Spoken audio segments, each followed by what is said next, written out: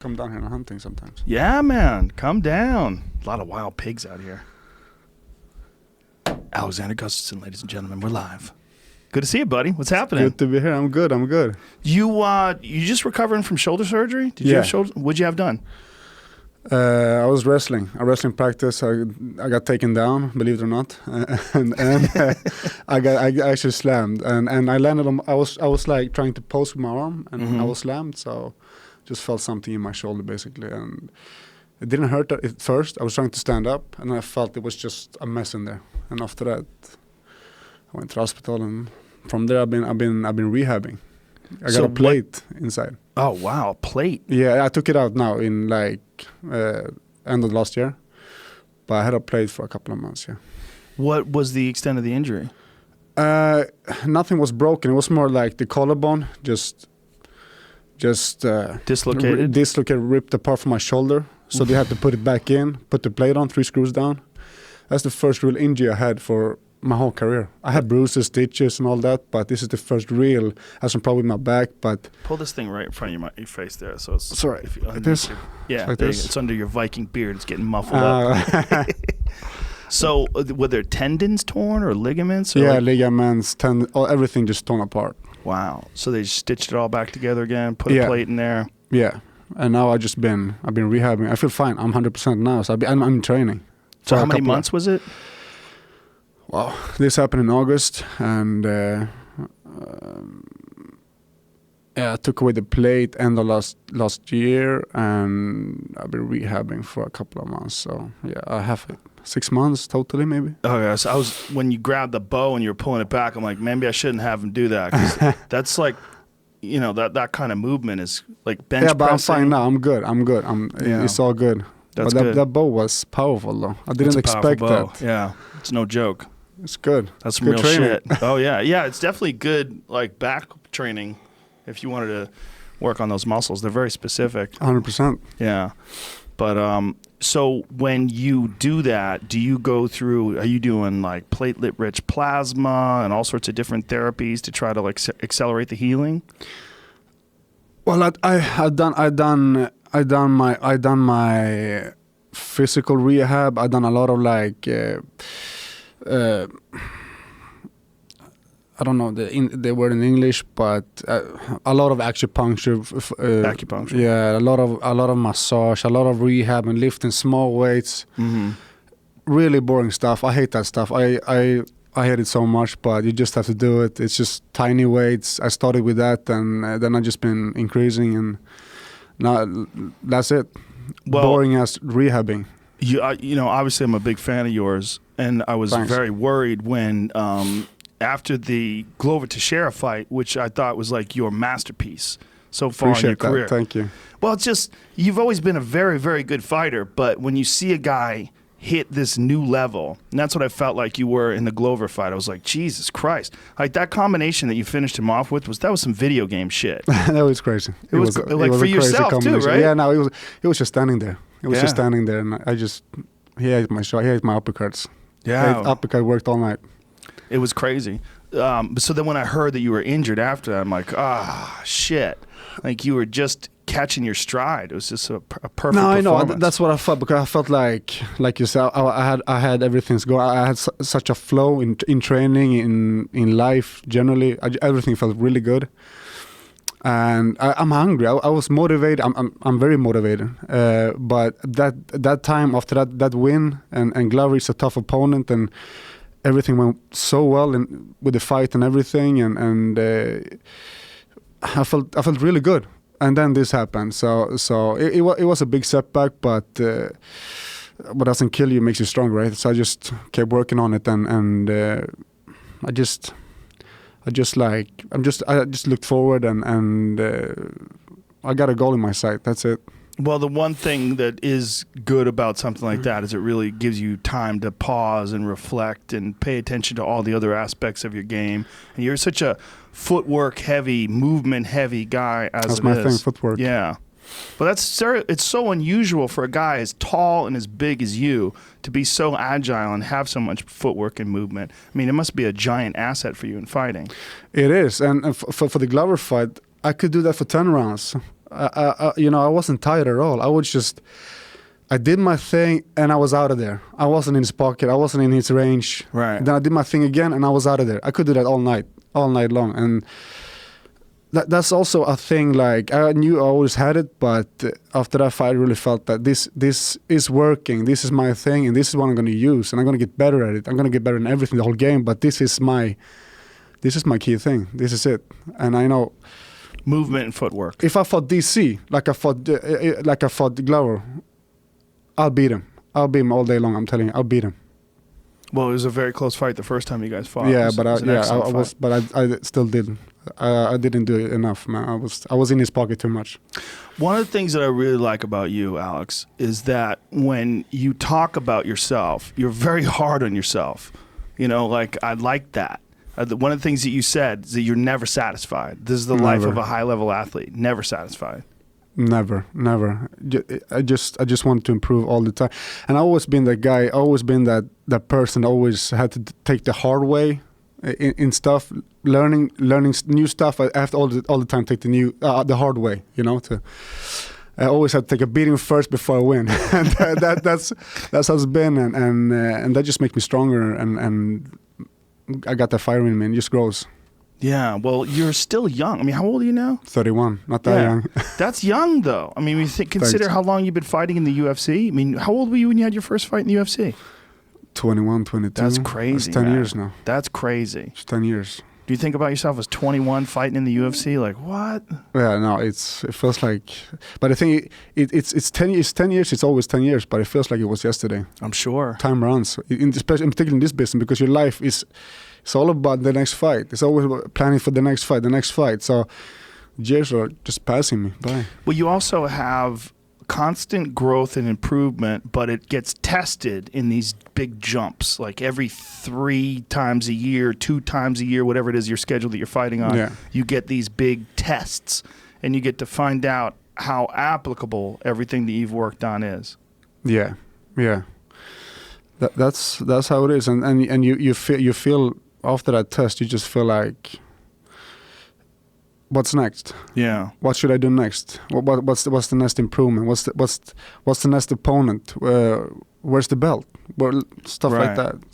You know. When you get off of you had like one of the most spectacular fights with John Jones. I mean, down to the wire, like as close as it gets.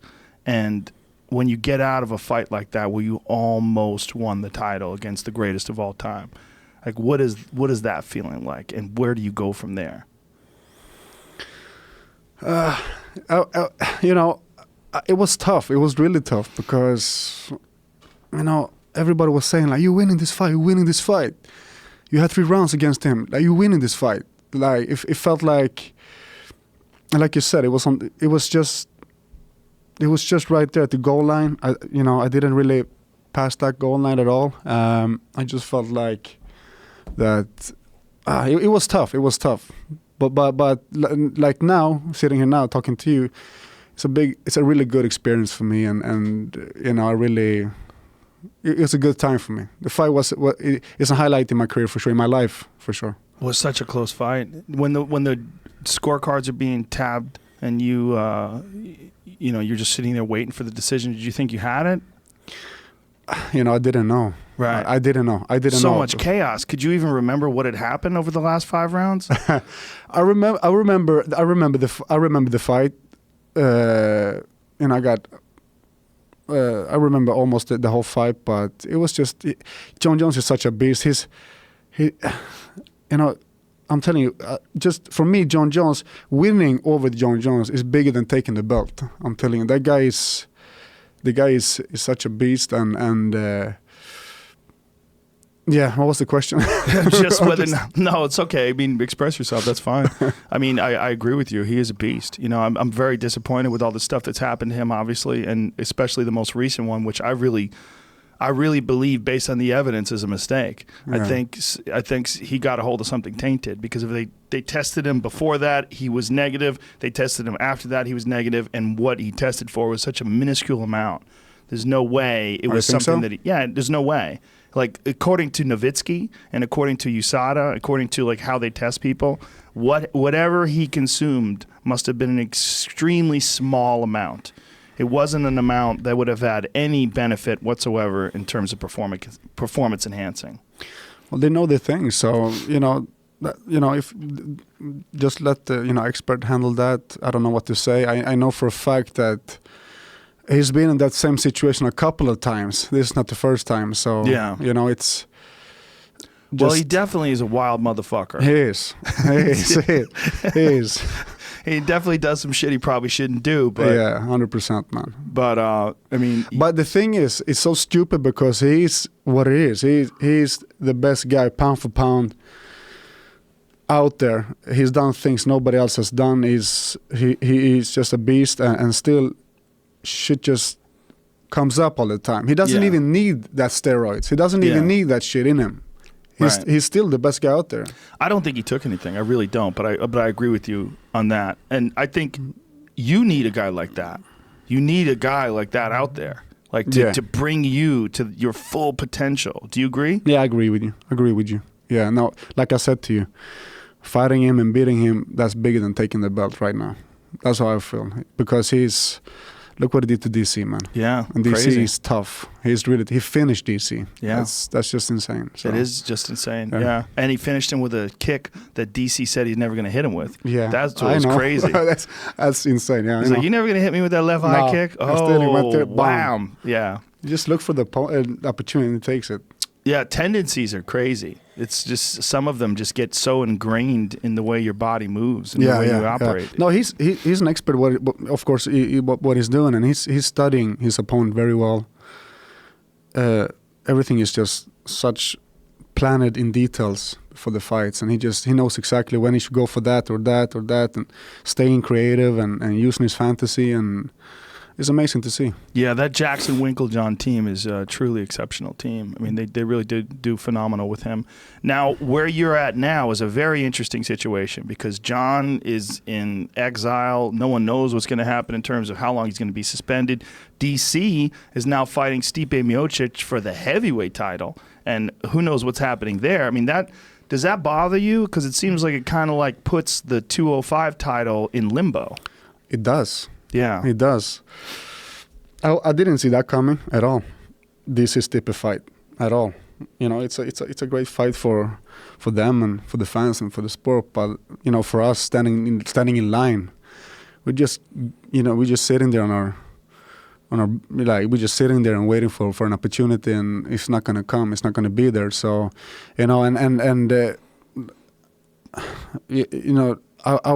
that's also a thing that's been motivating me a lot because after the fight with Glover, I got injured and all that, and I was really looking forward to come back and make a really strong performance, a very strong next performance. I just really wanted to. I had my eyes on that goal, and then I actually counted almost, fighting DC. But then it was all gone by him going up to Stipe. So it's a crazy situation. The whole division is just crazy right now. Yeah, it really is, because that fight is not even going to take place until July. So here we are in April, May, June, July. We have 3 months till that fight takes place. I know. So that fight, and then obviously at least 3 months, most likely more, before the title could be challenged again. So that's.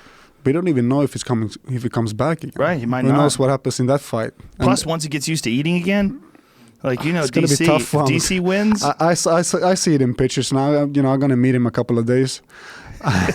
he looks a little bit, heavy right now. Well, he was on TV the other day eating potato chips. Yeah, I saw that. You're in camp. I saw that. What the fuck are you eating? No, he loved that. Yeah, he loves food. That's for sure. I mean, and you look back at his performance in Strikeforce as a heavyweight, and it was phenomenal. He did good. Phenomenal. Yeah. He didn't lose. No, he didn't lose at heavyweight, and he's good. Tossed around gorillas like Josh Barnett. Yeah, lift him up like nothing. Crazy, right?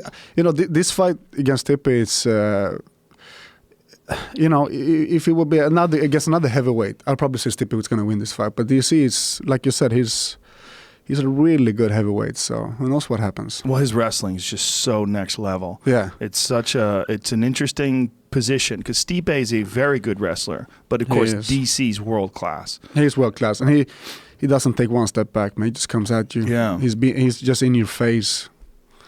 You know, but it's tough to count out Stipe too, because Stipe is the pound for pound consensus best heavyweight ever. I mean, the guy has defended the title more than anybody. You look at his resume; it's impeccable. Knocks out Junior Dos Santos, knocks out Overeem, beats Francis Ngannou, who's everybody's scared of. I mean, phenomenal. No, he's a badass.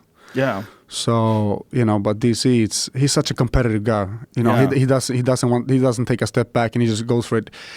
Even in a tough situation, he just eats it and comes back and do what he do always. And for being a fat guy, that guy that guy works. He's screaming at you right now. Hey man, settle down. No, but that guy is doing 5 rounds like nothing. Yeah. So the conditioning is on top. Yeah, he just eats the wrong food. Yeah, that's all it is. Does, yeah.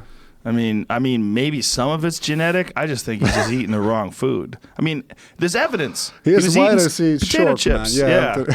I mean, there's evidence. It's not like I'm just talking out of my ass. I've seen him eat the wrong food. Yeah, me too. Me too. But yeah, nothing but respect for that guy. He's an awesome human being too. Yeah, he's a great guy. He's a fantastic guy. Have you ever thought about fighting heavyweight? It crossed my mind from time to time, but I feel I'm not done with, and I'm not done in light heavyweight yet. I have still things to do. What do you walk around at? I'm heavy. I'm heavy. Like I'm calling DC fat, but you know, I probably shouldn't say anything. Yeah, but you have an excuse. I've been in America for 2 days. I gained directly 10 pounds. Oh, just being here. All our GMO food fucks you up. So, like, when you normally are getting down to 205, what do you walk around at? Maybe I'll stop my camps in 235. Really? Yeah. Wow. Yeah. I'll go up to 240 sometimes. No kidding. Wow. Are you healthy at 240, or are you just like... I move like never before. It's crazy. Really? Yeah, I do. I got some speed in my footwork. Do you feel good at 240? I feel pretty good being heavy. I do. And I feel strong. I'm sparring big guys. I'm sparring heavy guys. And I feel really strong in being a heavyweight. But like I told you, man, I'm not finishing light yet. I understand. Yeah. I understand. But how much of you gets diminished in that cut to 205? Not that bad. No? It's like, when I start, because off season I do 8 to 10 sessions a week. I don't stress. I don't eat shit food. Sometimes I drink a couple of beers, so I have a pizza, whatever. I have to live sometimes. But it's good. Good regular meals. Doing a little bit of lifting, some weights, and I don't. When I stop my camps, it's like my body feels like, okay, it's time now to start working here, and I start doing my sprints, my miles on the treadmill. From 1 week to another, I maybe lose like 10 pounds. It's crazy. It's like my body just knows, okay, it's time to work, and then I just drops like nothing. Wow, so your body's just accustomed to the drop. Yeah, and I feel it's because I've done it many times, so it's just like. The routines. No, I know you do a lot of hunting, and you were showing me some photos before the podcast. Do you incorporate wild game into your diet? That's all I do. Yeah. That's all I do. I wouldn't say never, but I barely buy anything from the store when it comes to meat or all that. I just hunt everything I eat. I try to support my family with what I'm hunting. I'm hunting a lot of wild boars. We have a lot of wild boars in Sweden. I'm hunting deers. We got red deer, fallow deers. We got moose, and you can't compare the meat. It's as long as it's a science just to cook it right. But if you cook it right and you know what you're doing, it's the best thing ever. Yeah, I agree. And I've always wondered, like, as a professional athlete, what it would be like whether or not you see the benefit in eating such protein-rich, nutrient-dense meat as opposed to pasture-raised or farm, cattle. You can't compare it. Yeah. You can't compare it. And everything around it too. They're suffering. They do it's not a good business at all. I don't like that business. I don't want to support it at all. So I'd rather do my hunting.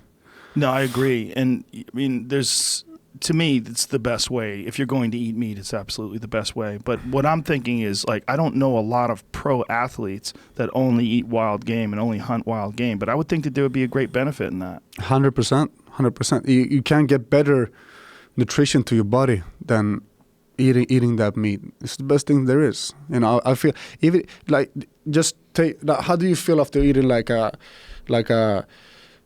400 gram steak after eating like a 400 gram whatever deer it is you've been hunting? You don't feel the same. You don't feel tired. You don't feel like you're getting this food coma and stuff like that. You feel fresh.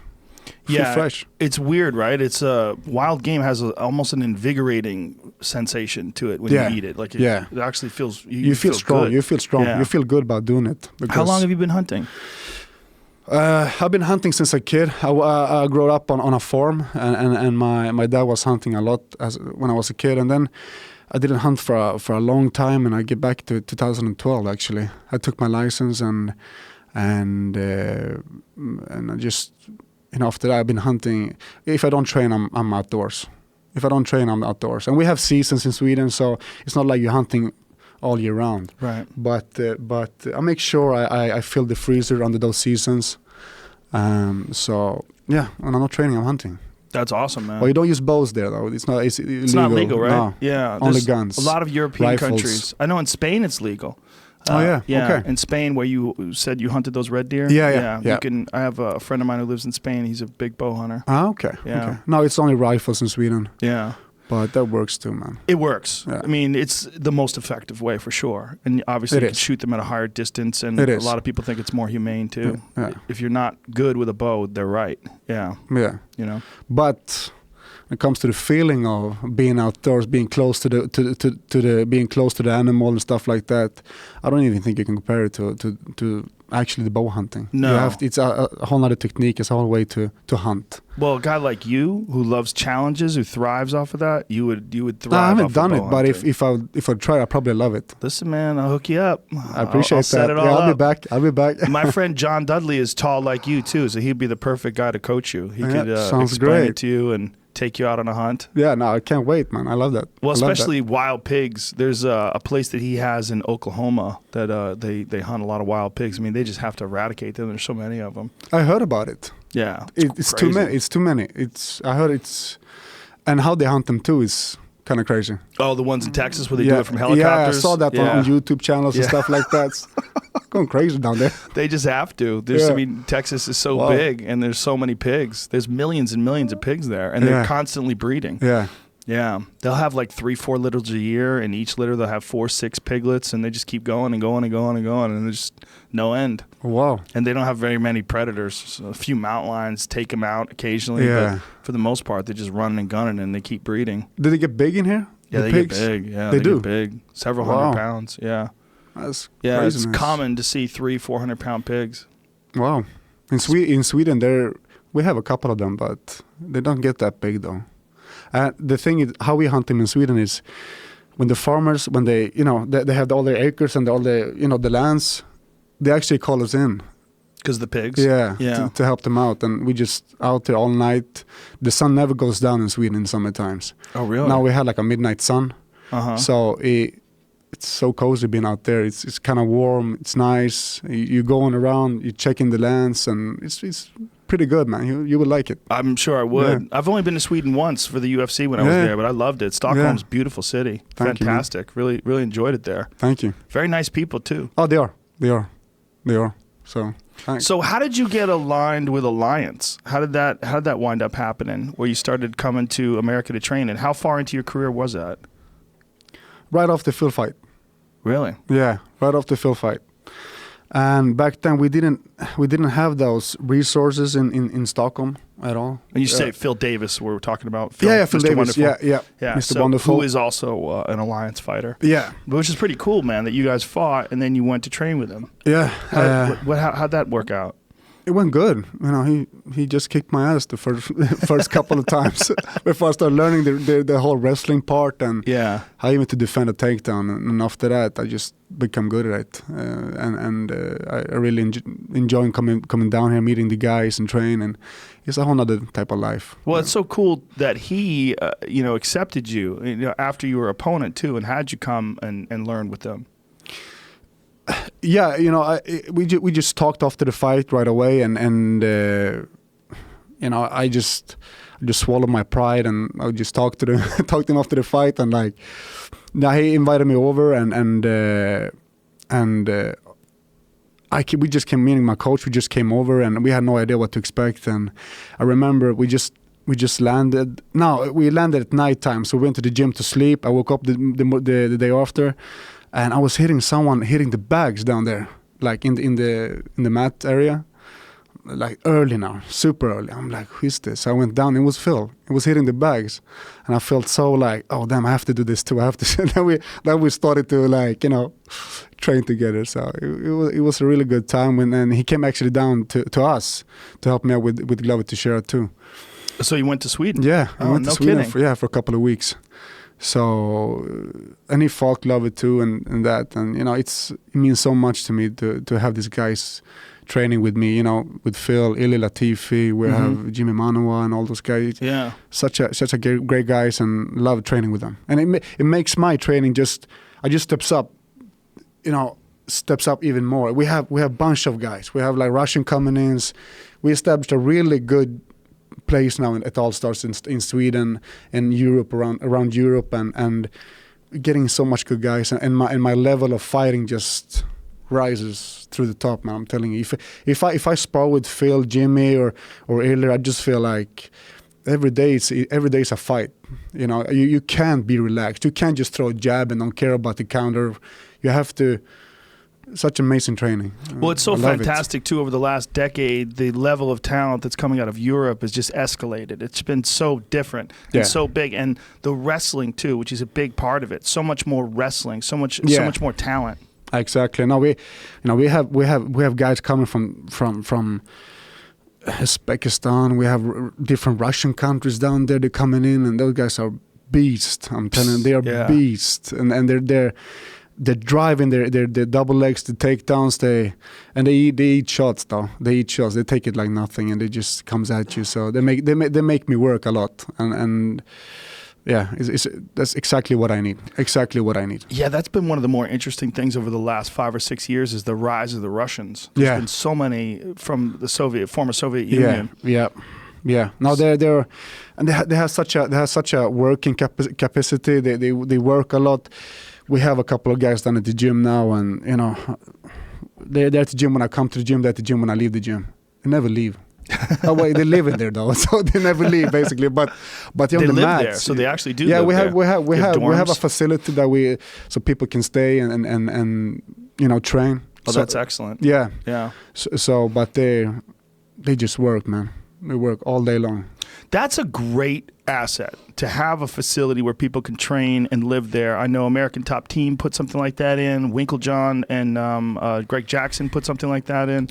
That's got to help so much. Where young guys who don't have much money but want a place to train.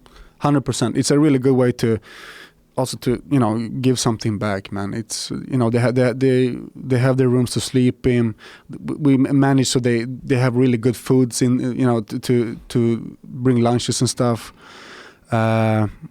So, and we also got it from here, because we at the beginning when we came to San Diego, like I told you, it was another type of training, another type of lifestyle, and we saw that, me and my coach Andreas Michael. So we just, after doing this years and years and years, we now managed to do it at home, and I just love it. I've been traveling all my career to America to train and around the place.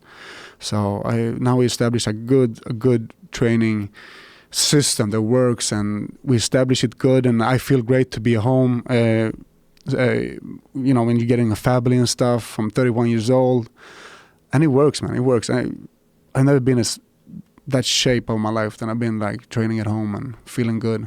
That's fantastic. Where you don't have to drain yourself by flying over across the country, and staying somewhere you don't know. Exactly. Yeah. You were a real pioneer in terms of like European mixed martial arts. What is it like now seeing all this sort of explode around you? I mean, it's become so popular all over the world now. I mean, MMA from when you started 10 years ago to now, it's barely recognizable. No, you were a gangster back then. Yeah. Or you were a psychopath. Either one or two of those when you're training. But nowadays, it's amazing. You know, I walk around in Stockholm and people are... young kids, they know even more than I know about the techniques, about the sport. We have all ladies and all gentlemen coming in, want an autograph or a picture. It's grown so much. It's like you said, it's been exploded all over the world. Now, what I was getting at was that when you first started out, how much of a structure was in place, like in terms of like how much strength and conditioning you should do, how much sparring you should do, how much drilling you should do? You know, I let Andreas Michael to handle that to me. He's a mastermind of coaching. He puts me in situations I hate him. It's the worst ever. I'm telling you, we've been we've always been fighting sometimes. You know, being like, but he has this old mentality of training. We don't do too much of the scientific thing, like with. You know, you watch your pulse, you measure your thing. We just do the hardcore things, and of course we do that too, the scientific a little bit, but not too much. So we're trying to balance it out. But he plans everything out. He's a mastermind of coaching, and he knows me in and out, and I know him. That's another very important part in the development of young fighters, is having someone that they can entrust that has knowledge, whether it's an Eric Del Fiero or Andreas or, you know, Jackson Winklejohn, like whoever it is, like having someone who really understands the sport, who can guide you. Yeah. And that's just such a giant resource for a guy. Yeah, it is. And you know, as the sport explodes and get bigger, you have those fake ones coming in and think they know everything. You know, and they want to have a piece of the cake, basically. Yeah. But you have like these guys like Eric Del Fiero and Andreas Michael, and they're masterminds, man. What is Andreas? What is his background? Like boxing. He was a professional boxer back then. He has like 19 or 20 in his boxing record. So, and then he broke his arm and he had to finish career because his arm. But no, he does his background, and that's where I got my footwork from. Because you know, that's where I got my foundation in fighting from. And then I also one thing about a coach, like for Andreas, for example, or Eric Del Fiero, they don't care about the glory. They don't care about the attention. You know, they don't care about. They are the head coaches, but they take in, if they are honest to me and to themselves. You know, I don't know these things. I don't know the grappling things. I don't know the wrestling things. They learn too as it grows, and they learn with me. But they take in people that, you know. So we cover the whole thing. We cover the whole. All the aspects of the game, basically. So yeah, Eric is one of the most important, but yet the most humble guys. Yeah, he's super humble. He's very in the background. There's a few guys like that I really respect. John Crouch from the MMA Lab, he's very similar to. They're not looking for attention, just laying back. Yeah. And there's a lot of guys that aren't looking for attention. They just get it because they're so good. Like Faraz Sahabi, you can keep going on and on. There's a lot of them. But those guys are so important. I mean, it's so critical. Like finding a big camp with great fighters and a fantastic coaching staff is the difference between you realizing your full potential and not. That sometimes is the difference. Yeah, that's just having the right coach is the key, basically. That's the key. Coaches and training partners. Yeah, 100%. Yeah. So now, so you give him like full reign in terms of range, like everything you do. And we discuss it all the time. We argue sometimes. We're hugging sometimes. You know, it's like a relationship, man. It's my family too. So you know, that's all it is. I remember we had a really good. We were in Vegas actually for a camp. I thought I was fighting Thiago Silva, and he was putting me in there in the cage with some big ass wrestlers. I wasn't 235 back then. I was like 220. 219 walking around with, These guys was heavy, big American heavyweights, good wrestling guys, and they were just taking me down, like submitting me. And I was like, I stand up in the cage, I throw over my thing. I'm like, it's enough, I can't take it anymore. Let me out of the cage. So I was hitting the door, I wanted out of the cage, and the gym was full of people now. So everybody just froze, looking at me like, and the cage was like on a pedestal, so everybody could see me. I went crazy. So I was hitting the door, and I see Andreas, he's outside the door, he's like doing this. Nope. You're staying in there. One more round. I'm telling you, I was so close to. Meanwhile, when you took John Jones down, you had to be thinking, God damn, I'm glad he didn't open up that door. Exactly. No, I was surprised when I ended up in that position on top of him. I'm like, you shocked the shit out of me. Did this really happen? I didn't think you were going to go for it. No. So when you went for it and then took him down, we were like, oh, shit. No, I was shocked. I was laying on top of him. I'm like, wow, I'm actually on top of I'm on top of this guy. I didn't even think that was possible, but it wasn't that too hard to take down, you know? You caught him by surprise. Yeah, I did. It was pretty awesome. I think he was surprised too. Yeah. Well, it was pretty fucking awesome. Now, what is a typical day in your camp? Like, do you break up conditioning days with skill work days? Do you do conditioning in the morning? Do you do it after you're done with your skill work? How do you work that? I do from 10 to 12 sessions a week when I'm in camp. I try to. We have actually the group.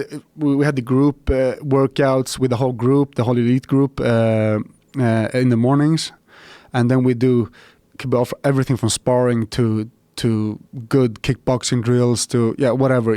That's when the group is training, and that's it's all the time. It's the same group at the same time every morning, and then the night time is more like individual.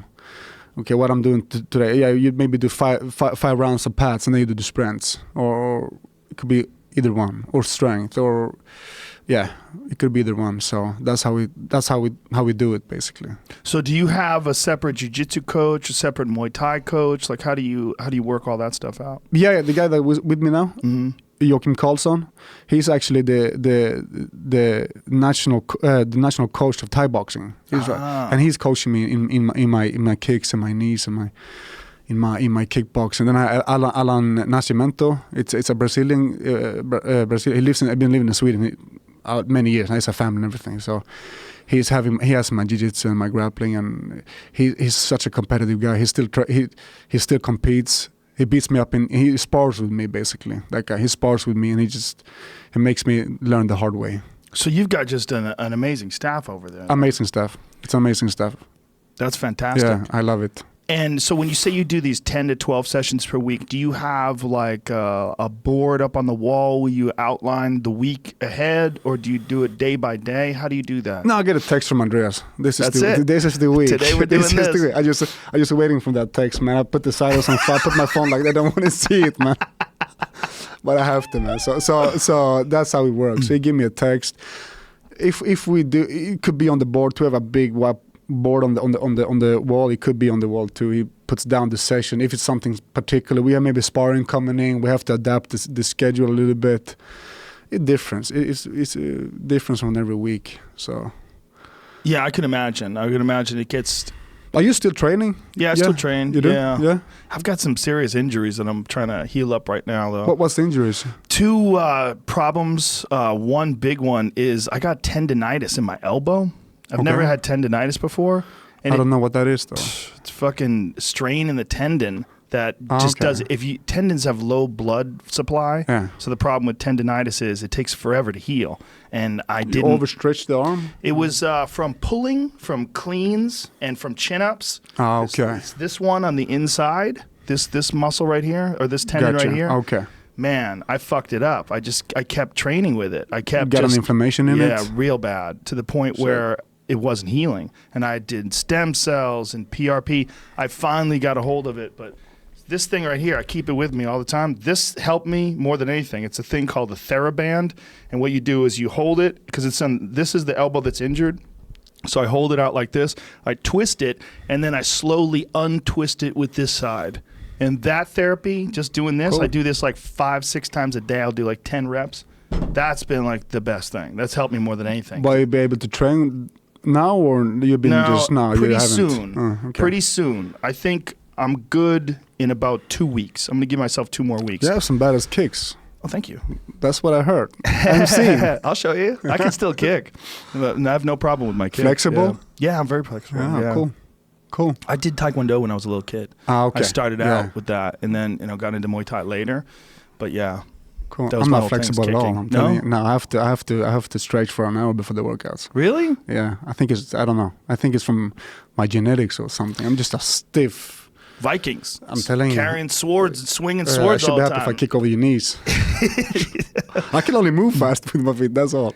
Yeah, but I guarantee you could improve that flexibility. Yeah, no, I'm working on it. All. That's the concentrate thing on it. I have to. That's the thing I have through my whole career. I'm just working on my flexibility, and when I'm stepping in that octagon, I'm flexible as hell. But that's just 2 times a year though. So So times a year, once I'm you super get to flexible, yeah. full peak in the full peak of camp, then you're flexible. As soon as I leave the cage, it's gone. It It's all gone. tightens back I'm up. telling you. Are you doing a lot of weightlifting? Is that what it is? You're doing a lot of squats or deadlifts? No, or it's something it's in my genetics. I think I'm super stiff. It depends. I'm not stiff everywhere. It's just my hamstrings are stiff. When did you start martial arts? For real, when I was starting MMA, end of 2006. Really? Yeah. Okay, so it was fairly late in life. It was. I've been boxing and stuff, but that's just been an amateur level. I don't even count that as a serious doing sport thing. It was just Fucking around? yeah, just been playing around. So you were basically like 18, 19 when you really got into it? around there. Yeah. So your body already matured. See, one of the things that you see about kicking in particular is when you get young fighters before their body is matured, then their flexibility usually stays. Yeah. You know, like Yeah. if you start karate or something And like you look that. at Phil Davis, for example. That guy is massive, but still he's flexible as. He's great. He's like That guy's a a cat. fucking stud athlete yeah, too. He he looks is. like a superhero. I know. Like you I look know. at his waist to shoulder ratio. I know. It's same with Jimmy though. Jimmy Manoa. I don't put up my t-shirt when I'm training with him. I don't want to. I just keep my hoodie on me. Just keep my hoodie on me. Same with Phil. I'm telling Yeah, you. those guys are jacked. Yeah, I know. Even if they're off season, that's the thing. I just getting like chubby, all like a big ass farmer body. Like and these guys, they like it looks like athletes all year round. I don't know. Man, is that frustrating? Sometimes. But is that just But genetics? it feels good though when I'm winning the round sometimes. Right, It when you're feels running good. rounds as a Yeah, fat guy. For fat guys all over the world. Yeah. So do you watch your diet at all outside of camp? I do actually. I do. I try to stay away from sugar. It's like when I do sugar, if I do like sodas and stuff like that, candy, whatever, I gain a lot of weight. But as soon as I quit it, it's crazy, isn't it? I drop in weight. Sugar's the devil. It is. I hate sugar. It's the worst. Yeah.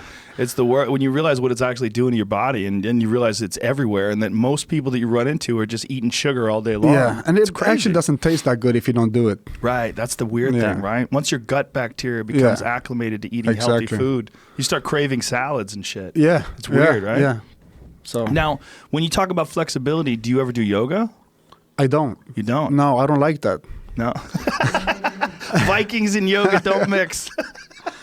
No, I think it's just because I'm so bad at it. And you need patience. You need Yeah. a lot of patience doing it. And I wish I liked it. Because I would probably need it more than ever. But don't get me wrong. I stretch. I do my flexible things in my training and all that. But yeah, put a whole workout in just to stretch your body. I don't know. I don't have the patience for it. It's not just that, though. That's what's interesting about it. It's a strengthening thing, too. It just strengthens your body in an unusual way. I've seen a lot more fighters getting involved in it and really seeing benefits. One of them was Nathan Corbett. You know Nathan Corbett, the Muay Thai champion?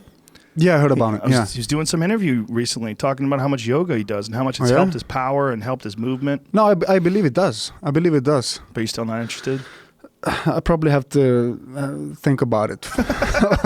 Well, I was thinking a guy like you who's so driven that trying to succeed, at all costs, like trying to figure out what's the best way to succeed. Yeah. You might want to investigate that. I should actually do it. I should do it. I think it will. you know, like people telling me, you know, they're telling me like my kicks, I have to work on my kicks more. I have to use my kicks more in the fights, and they're all right. I need to start doing my kicks more. And the thing, I kick, but I kick with a certain maybe insecurity. I don't know. I think it is from back in the days when I was getting taken down all the time doing my kicks, but nowadays people taking me down, but they can't hold me down. Right. Nobody, if they take me down, nobody can hold me down. So that's just something I need to like start doing even more. Not just kicking to the legs or, you know, more powerful kicks to the body. My knees are good. I'm working on my knees all the time, and I'm putting in more in my fights, and I love my knees. I'm getting really high with my knees. What's one of the beautiful things about MMA and martial arts in general is that there's always room for improvement. There's always things to work on. No one is the best at everything. Even if you're 31 years old. Yeah. You're doing this for 10 years. You still have so much to learn. Yeah. So that's the good thing with the sport. No, it's such a comprehensive sport. I mean, I really don't think people appreciate how much thought is involved in the preparation. Yeah. No, it's a lot. It's a lot. It's a lot. So. How long do you think you'll be doing it? You say 31 like you're old, but you're not. But it seems like you've been doing it a long time, right? Yeah. How many years do you think you have left? I feel really hungry and motivated. I don't think the age is going to be. I don't think my age in terms of, you know, have pain in your body or injuries or anything like that's going to stop me. It's more like as long as I'm having fun, as long as I'm enjoying what I'm doing, I'll do it. I'll do it. And you have guys that are like doing it late in 40s. They have that's also a good thing with the sport. It's such a it's such an old age of peaking if you compare it to other sports. So I have a lot more to gain. I can't give you a number, but I have a lot more to give. Telling you. You've had moments in your career though that you were kind of down, right? Like moments in your career where you're thinking, how much longer am I going to do this? Exactly. Now after Anthony Johnson lost, that was a tough one. You know, but I always told myself like, you know, either I just I just get the fuck out of there, or I just learn from it and keep doing it. And I just love my life as it is. You know, I have my I'm so flexible in my schedule, my you know, in my time with the family, and I gain everything from the sport. So I have to do it more, and I'm gonna do it more. That's what if I probably gonna like if I would like, for example, say you know, fuck it, I don't, after I lost against Anthony, for example, I regret myself like a lot in the late 40s maybe. I don't know. So. Well, because you had your finest performance after that. Yeah. I mean, the Glover Teixeira fight. Yeah. And I just feel like that's the thing. You know, I just feel like I'm just keep going like this. Right. For every fight. Then I had a couple of setbacks, but I'm still seeing those marginals. I see the numbers going up. I see myself doing better. So I believe in myself 100%, and I believe I have what it takes to take that belt.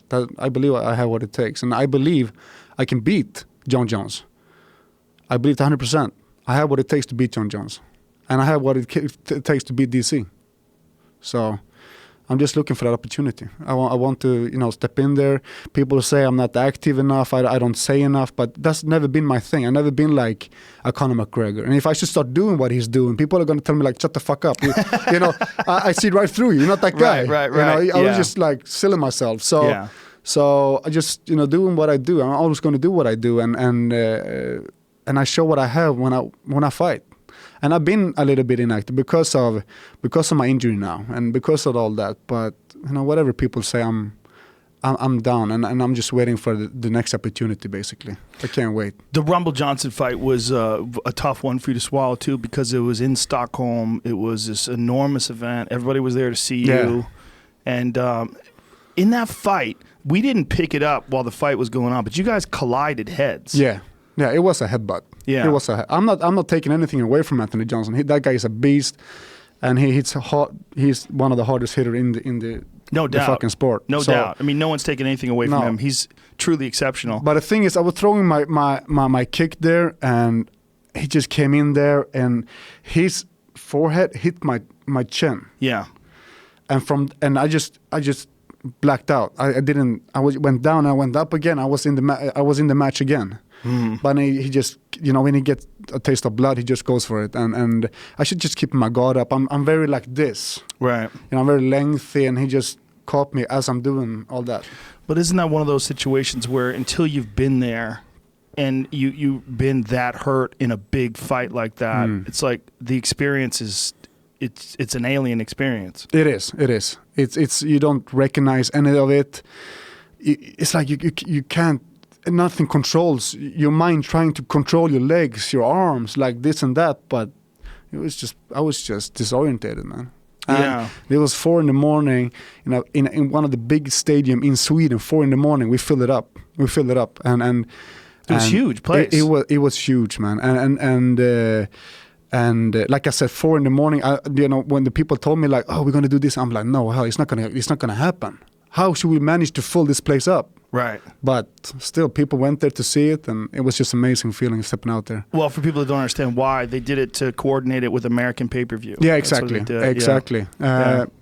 So, that was it. That was it. Yeah, it was rough, man. It was a rough loss. And now Rumble just decided he doesn't want to fight anymore, which is kind of crazy. Yeah. Every now and then he thinks about it. He says he wants to come back as a heavyweight. Oh, yeah? Yeah. I don't think he's even going to make it to light heavy anymore. No. Not those pictures I've seen. It's so crazy to think that guy fought at 170 at one point in his career. I can't even see that now. Yeah, I don't understand how he even did it. I mean, it just doesn't such a make massive any guy. sense. His neck is like the size of his head. He has not a big, small head. He has like this big round head. Yeah. And the neck is the size of his head. So he's a big guy, a really big guy. I ran into him once while he was fighting 170. He was in the lobby of a hotel. I came downstairs. And I go, Anthony, how much do you weigh? And he starts laughing. He's like, 230. I was like, 230? You weigh 230? You got to get down to 170? That makes my weight cut easy, man. I'm telling you, makes my weight cut. Makes my weight cut easy. His weight cut was horrific. He used to, his cheeks used to suck. He has prominent cheekbones, right? So like when his weight cut was fully dehydrated, when his body was like really thin, it was like horrible. It was like a skeleton. Oh shit! It's like, man, that that's guy, not good for you he at all. And missed weight a bunch of times too. Yeah. Now going up to light heavyweights is probably the best thing he's ever done in his career. I agree. Yeah. I was kind of stunned when he decided to retire, but what he said was interesting. He said, I'm not a fighter. He goes, I'm an athlete. He goes, I'm just really good at fighting. I don't know if that's, I don't like fighting. I don't know if that's correct though. I would see him more like a fighter. He's a great athlete, but I see him more like a hardcore fighter. I don't, of course he's not, we all are athletes doing this, right. but he's more like the fighter. Phil Davis is an athlete. He's an athlete, but this guy, he's just like, he's a fighter, man. I'm telling you. You got to tell him, man. I mean, if you watch his fight with Glover Teixeira or you watch his fight with Little Nog, you go, that motherfucker's a destroyer. He does. He's a destroyer. You don't want to be in front of him. And that shows you how fucking tough DC is. Yeah.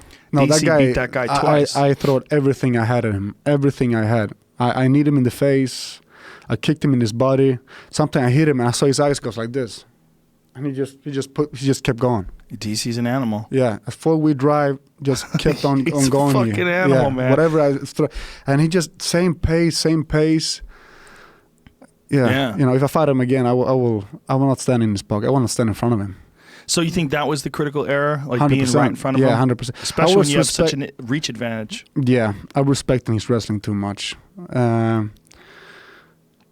So yeah, like if I fight him again, I would do it a way different way. Yeah, I'm sure he'd do something different too, though, right? He probably do. But he's still doing one thing like all the time. He just keeps moving forward. That's what he does. What you got to do is you got to catch him when he's coming down from heavyweight. Yeah. You remember the towel when he's pushing down on the towel I saw that. I saw that. No, I want him to come down. I hope he's coming down. Yeah. He can't just like, take that fight now. Even if he wins, he has to come down and defend. He might and fight. Listen, if he beats Stipe, he might fight Francis again. Who knows? He might fight Volkov. Who could fight? No, he has to fight me. He doesn't want to fight me, but he has to fight me. He has to, in your mind. He has to fight me. That's what you need. Yeah, that's what I need. Yeah, It's him or John. So if John's back first, you would like to be the first guy to fight John. I welcome him back right away. Yeah. I'm training. I'm in camp, and I'm not in camp. Sorry, I'm training. Right. I'm feeling great. My shoulder is good, and I'm just waiting for an opportunity. The light heavyweight is pretty wide open right now. It is. Particularly with this decision for DC to fight against Stipe.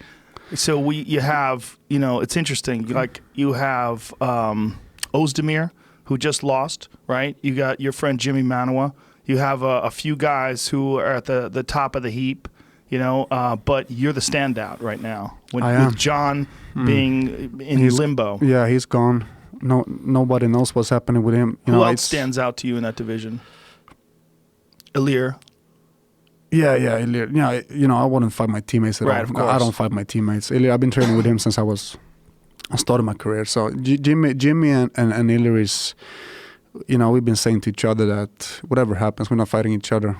But for the only fight that makes sense for me right now is fighting the top guys. I'm ranked number 1 right now, so I can't look back. I can't look down. I have to look up. Right. What's the next up here? And we take it from there. And like you said, with John Jones, he's in limbo. I hope he comes back. If he doesn't come back, maybe I'll fight him in boxing. I'll fight him in boxing too. Why, does he want to box? He's been boxing on his Instagram. That's all he do is boxing right now. Really? Yeah. I haven't been paying attention to his Instagram. Nah, he's boxing all the time. Yeah. Yeah. I don't see him coming back as a boxer though. Maybe he just sees that Conor McGregor money. We could. Yeah, that's another thing. But we can take it like maybe a sideshow here. We can box, whatever. So you just want to get in there with him somehow or another. Yeah, somehow or another. Yeah. Your competitive drive once you get in there with him. That's my. Like I told you, it's bigger than winning the belt. That's your Mount Everest. Yeah, it John is. Jones. It is. John's out there going, yeah. He knows that. He knows that.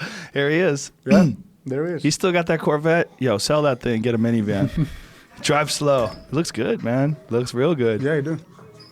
It's got to be so frustrating for him to be in a situation that he's in. Yeah, I can't even imagine. Yeah, I can't imagine either. It's fucked up. It's a crazy situation to be in. Yeah. Did you see the article Colby Covington? No. What did he say? What he said about John Jones? I don't even want to hear it. No. Okay, we shouldn't. I mean, you could bring it up if you want to, but Colby. No, he was talking. It was like a text like this, just about John Jones, how piece of shit he is. Now I was even surprised when I saw it myself. I was like, is this right or wrong? I don't know. John Jones is going to be in front of you one day. Got to be careful. Watch your fucking words. Yeah. You're going to get slapped in the face by a guy who can kill you with his hands. That's a bad move. I get what Colby's doing. I mean, he's making a lot of noise and trying to do business, and if you fight him, you're going to make a lot of money because a lot of people are going to come to see him get his ass kicked. He's going to fight. He's not probably on the popular list. He's probably on the I want to see you get knocked out list. He's in a dangerous situation right now. He's going to fight Dos Anjos. Yeah. Rafael Dos Anjos is Brazilian. He talked crazy shit about Brazil, and they were going to fight in Brazil. He is, but they moved the fight to Chicago, which for Colby, thank the baby Jesus. Exactly. I would say the same thing. You don't want to be fighting Rafael Dos Anjos, you don't Brazilian. You don't even want to be close to Brazilian right now if you were Colby Covington. You don't even want to be close to him. No, I would not go if I was him. No. He'd probably go anyway, man. He doesn't give a fuck. He'll go if the money's right. I'm sure he would. But Dos Anjos right now at welterweight, I think, is a murderer. He's a fucking killer at welterweight because for him, that cut down to 55 was just too big. And he's a big guy. He's big. I mean, it's just too much of a cut, too draining on his body. And then you see the way he beat Robbie Lawler in his last fight. You're like, holy shit. Yeah. Goes through Neil Magny, Robbie Lawler, and you look at how good he looks at 170. You're like, it's a tough fight. It's a good fight. It's a It's a very good fight. Yeah. It's a really good fight. Particularly stand-up. He has a big advantage, I think, over Colby. Yeah. Stand-up. What does he do, Colby? But is he a wrestler? It's a wrestler. He's a wrestler. Yeah. Okay. Yeah. Okay. His stand-up is good. I mean, he beat Damian Maia. He beat him up. But I feel like Maia is... Maia was coming off of that very, very hard fight against Tyron Woodley. 5 hard rounds, got beat up, and then he's going to go 5. I think he went 3 rounds with Colby, but I just don't think he's the same guy anymore. I think he's 41. I think Maia. He's been 40, in the game 41. for a very long time. He's been in the game for a very long time. Yeah, and I think those long, hard 5-round wars like he did with Woodley. It takes Woodley. a toll on you. Yeah, takes a toll on you. Not taking anything away from Colby.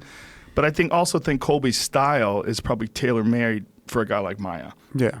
You know, wrestling, very strong. That's what you usually see. Yeah. Like wrestlers against Brazilian Jiu-Jitsu guys. Yeah. You know. Yeah. So. Now, you're a fucking decent guy. You don't get in any bullshit. You're not involved in any brawls. You don't get involved in any stupidity. You're an excellent representative of a professional athlete. Thanks. What do you think about all this Conor McGregor bullshit? Like you see someone throwing a dolly at a bus and shattering a window. I don't even have words for it, man. I have no words for it. What did you think of when you heard the news? I heard the news when I landed. I was in the plane when it was all happening, flying to New York, and when I landed, my phone was like all these text messages coming in, going, "What the fuck is wrong with Conor? What the?" I'm like, "What happened?" You know, and then I checked the news, and I was like, "Oh Christ!" And then I hear that 2 fights were pulled from the card, then 3 fights were pulled from the card. No, Conor McGregor, he's just losing it right now. It feels like he's lost it. I feel like, you know, I've never really been. You know, I respect all the things he does. He's a great businessman. He do what it takes to make money. He knows what it takes to get money, and he does really good. He's a mastermind when it comes to trash talking, man. He takes it to another level. But like this thing he did now, it's just crazy. You don't do that. You don't do that at all. I don't know what it is. Why is he doing it? Yeah, I don't know either. Is he drunk as fuck, or is he just? Is he like that as a booze?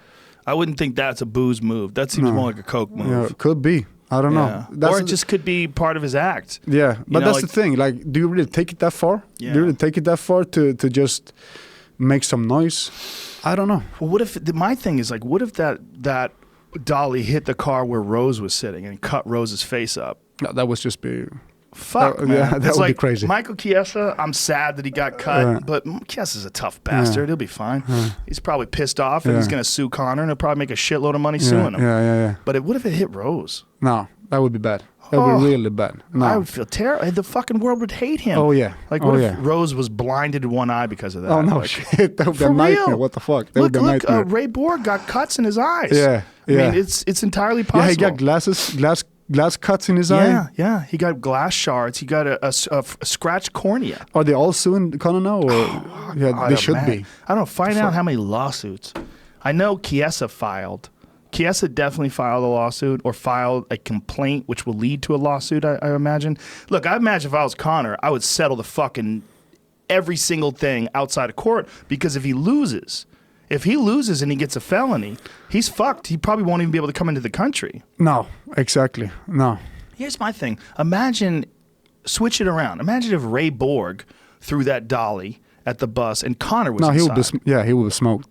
Be gone. His career would be over. He will be gone for sure. That's one of the more fucked up things about this. Yeah, he will be gone. Is that Conor's getting special treatment. Exactly. Of course. He is. Yeah, of course. That's not good for anybody. No, it's not. It's not. And like I told you, he's just losing his mind right now. It's you do it to a certain level, and then you just chill. You don't take it further than what it just did. Yeah. So I don't have any words for it, man. I just feel like it's terrible. It's terrible for everybody in the sport, man. No, it's terrible. It's terrible for Conor even because you don't want to be in a position like that. Yeah, he's making money. I don't know what he made for that Mayweather fight, but I'm telling you, if he keep doing what he's doing, that money is not going to be enough to pay all that shit he has to pay. No, he'll burn right through that money. But he's probably burning through that money anyway. Every time you see him, he's got a new Bentley. Yeah, he probably lives in a mansion now. Oh yeah, he does. 100%. He has his private jet. I don't know how many bounces. I don't know how many what you call it bodyguards you had when he hit that guy in Ireland, the gangster guy he hit in Ireland. He had a bunch of like bodyguards I heard around it. What do they cost every day? They're not cheap though. Yeah, that money piles up. Yeah. But when you're 29 years old, like Conor, you don't even think about it. You don't. He's thinking about now, not the future. And he probably thinks he's going to make hundreds of millions more. That's the sad part of it, man. Yeah. That's the sad, because doing what he's doing, whatever it's $1 billion or whatever it is, it's not a lot of money. It's going to run through you. Well, there's that. And then there's the thing that really gets me is that what Conor is an exceptional world championship fighter. I mean, that's what he really is. All this other stuff is the bullshit is going to get in the way of his legacy. I mean, his legacy shouldn't be a boxing match where he was TKO'd by the greatest boxer ever. That's fucking stupid. Yeah, I know. His legacy should be the next fight after Eddie Alvarez. Yeah, I know what you mean, man. I know what you mean. Eddie Alvarez was a masterful performance. He's been smashing beasts. Yeah. He's been taking 2 belts. Yeah. He's just a regular guy from Ireland. He comes to America and he just lives the American dream. He done things nobody's done before. Yeah. So it's terrible. It's terrible to see all this shit happen. Yeah, because I'm saying that all these things that are happening, it's bad for him. Yeah, of course. It's not just bad for the sport to let him get away with it. It's with all bad this for happening, him. With all this happening, you don't even think of what he's been doing in the octagon. Right. Exactly. I mean, just think about setting him up with Khabib. Having that fight. Like, Jesus fucking Christ, that would be a giant fight. That might be one of the biggest MMA fights ever to make.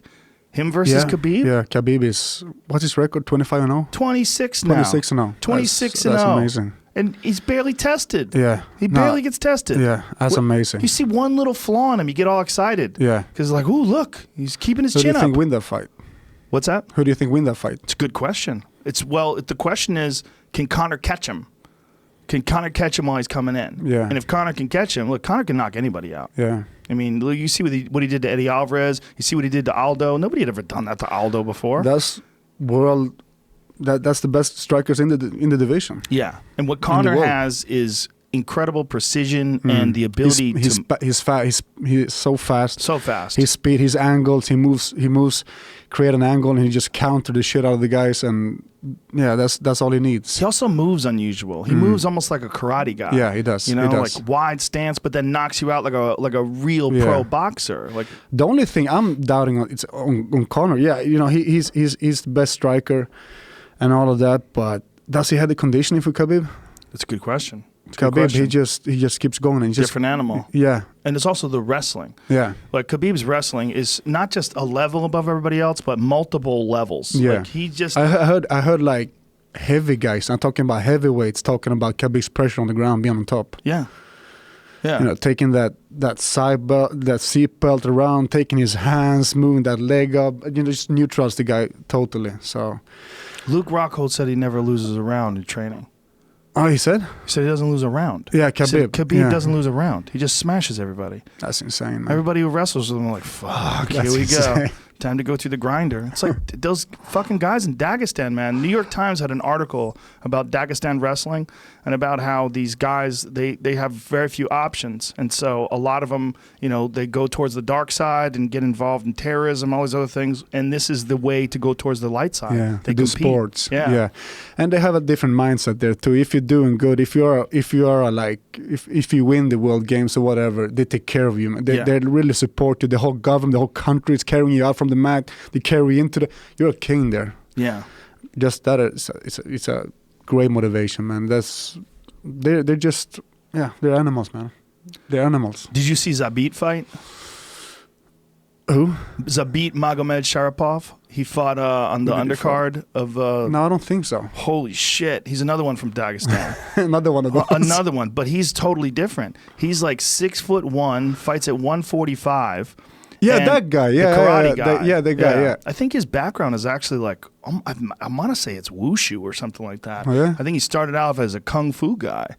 But who did it go? He won that fight. Kyle Bochniak, great fight, crazy 3-round fight. Bochniak just kept coming at him, and then at the end of the third round, Bochniak finally has him cornered up against the cage and he's teeing off on him. Phenomenal fight. I mean, phenomenal fight for the toughness of Bochniak and the skill of Zabit. Fucking phenomenal. Just this ridiculous technique. And this guy is not even a wrestler. He's a striker. No, he's a striker, but he's got wrestling too. Yeah. I mean, his wrestling is good too, and his takedown defense is very good. And his jiu-jitsu is very good too. But his fucking striking, crazy shit. Wheel kicks, front leg roundhouse kicks to the face, switch kicks. Just everything. That's crazy, man. Everything lightning fast, perfect technique. And here's a big thing, too, is his footwork. When he lands, he's always in perfect position. Everything he does, when he comes down, he's never awkward. He's never his legs are never crossed up. Yeah, nothing. But phenomenal technique. That's impressive to see. It's impressive to see when when guys are like good strike, guys with good kicks. For example, John Jones, for example, they kick high, they kick from different angles, they kick, and they just land like they haven't kicked. Yeah. They land like really good base. They're ready for another, they're ready for a counter, they're ready for this. It's impressive to see. So for you as a guy who, if you had to say you have one area in your game that needs the most work, you'd say that's your kicking? Wow, I think I don't know. Yeah, of course, kicking is one of the things. I think I have to work on a lot, man. I'm far from. I will probably never be a complete fighter. I have to work on everything. You know, I need to keep working on my boxing. I have to keep working on my footwork. I have to keep working on my kicks, my knees, my elbows, my grappling, my wrestling. Keep my chin down, guard up, all that shit. It never ends. No, it never ends. It just keeps going. Who do you like to watch fight? I like to watch my teammates fight. I like seeing guys in my division. I should be honest to you. I'm not really. I'm not a guy that really watch fights. I don't watch all the fights. I barely watch any fights. I just fight if I know either my teammates or competition fights. My competition is fighting. I fight. I look at the fights, but good title defenses and stuff like that. But I don't barely watch fights. Do you think it's because it's just too much a part of your life? I think it's important that you have some distance to your work. It is a work, even if it's your hobby and your lifestyle and your passion. It's a work, and you need some distance. And my distance, like I told you, is being outdoors. My distance is, being outdoors, hunting, family and friends. So it doesn't interest me to watch the fights. It's getting too much of it. Particularly when I'm in camp, I don't watch fights at all. It gets too much. I would imagine. Yeah. I mean, you're probably spending 5 hours a day just training, right? Yeah. No, it gets too much, man. But it's like I thought, if I know John Jones is fighting, DC is fighting, right. Volkan is fighting, I'm watching those fights. Right. Do you have a guy that's like your favorite guy to watch, like a Mighty Mouse or someone, or Anderson Silva or someone? Yeah, those guys. I watch those guys. Yeah, I watch Mighty Mouse. That guy is incredible. Yeah. He's hands down. He's the best guy out there right now competing. Wonder what it would be like if you were that light. Wonder what it'd be like if you only weighed 125 pounds. No, I would be so fast. I'm fast and light heavy. I would be. You see my shadow in there, running around like this. I know, it'd be crazy, right? I mean, Mighty Mouse is so fast. One time, I've told the story before, but one time I grabbed him just playing around from behind. I'm like, "What's up?" I grabbed him. He turned and kneed me in the body 2 times before I even knew he did anything, man. He went, "Da-da!" And I went, "Oh, dude, that was ridiculous." I'm like, how the fuck did you move that quick? His fights is amazing to see, and the way he finished his fights, the one he's like throwing the guy, taking that armbar in the air. Ray Borg, it was just amazing to see. Yeah, he suplexed him and took the armbar in the air on the way down. I mean, that is fucking video game shit. It is. He said he drills that. Yeah, no, it's insane. He said that's something he drills all the time. Like that. No, he plays video games a lot, so he probably gets it from the video. I have to try this. We do something in the video, I have to try this, and then he goes and do it. Yeah, that's crazy. Now, do you watch a lot of boxing? Well, I watch the big fights. I do, but I'm not really a guy that watch a lot of fights overall. It's just because, like you said, you need distance. Yeah, it's not in my interest. I'm not. I got guys in my team. They're like such a nerds. They know everything about everyone. They don't even train themselves. They just know everything about everyone, and that's enough for me. They just tell me, "Who's this?" I ask them. They're like, "Oh, don't you know?" I'm like, "No, who's this?" "Oh, this is this. Yes, this skills. This." I'm like, "Okay, good." So, yeah. So, like, when you're in camp, what do you do to try to relax and like for downtime? Do you try to read books? Do you watch TV? Do you play video games? Like, what do you do? I'm actually spending time outdoors during camp. During camp, that's what I do. That's my way to get away from everything. watch a series, hanging out with my family and stuff. But for me, the real distance I get when I'm outdoors hunting, or I'm out with dogs, or I don't even have to hunt. I just go out there, Hike. Yeah, hike. I got some lands not far from Stockholm.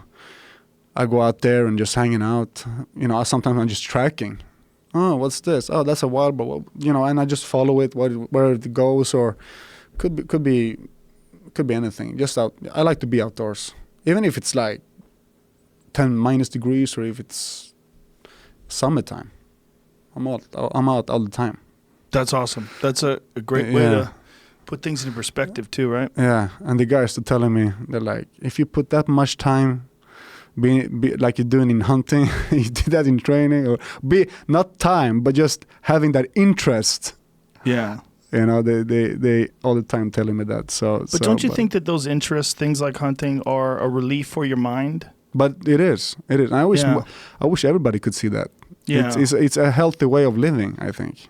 Yeah, I think especially to a guy who has such an intense pursuit, it's probably good to have another thing that you're interested in, so that it gives you like a relief from not always thinking about fighting all the time. There's a break. You have because it's obviously hunting's not competitive.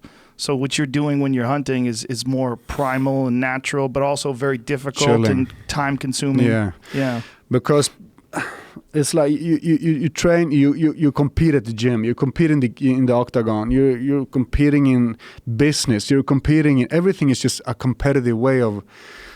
You live a competitive way.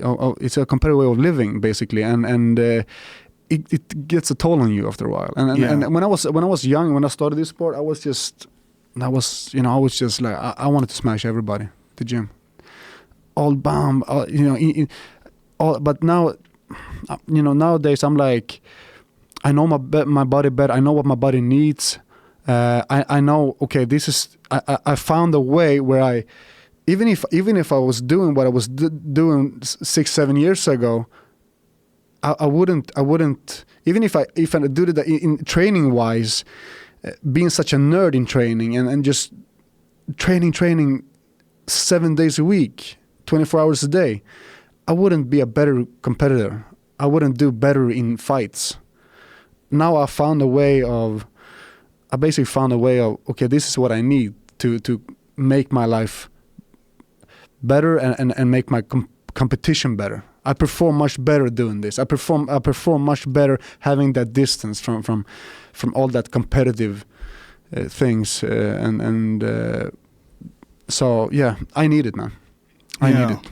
So where you stand right now, you're healed up, you're ready to go. Do you just sit and wait for a call? Your manager informs the UFC that you're ready to go into camp? I'm ready. I'm ready to go in camp. I'm training right now. I'm healed up. I'm 100%. So, but how does that work? Do you contact the UFC and try to negotiate something, to try to get something going? Do you wait for them to contact you, or do you wait for this Stipe Miocic DC fight?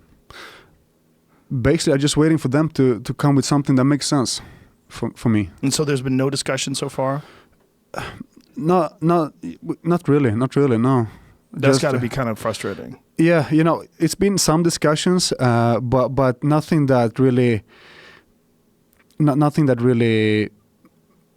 I count on or anything like that. It's just been up in the air, and I'm just waiting for something on the table that makes sense. And I'm ready to go, man. So what would make sense, other than John Jones, other than DC? What would make sense? You as the #1 contender right now. John's unranked because right now he's currently suspended, but as soon as they put him back in, he's likely to be right up there with you. And then you have DC. I mean, who else in your division makes any sense now? If they were to offer you a fight now, if John Jones is going to be suspended still for another 6 months or whatever it's going to be, who makes sense in your division for you other than DC? Well, I wish I had an answer to that right now, but I really don't.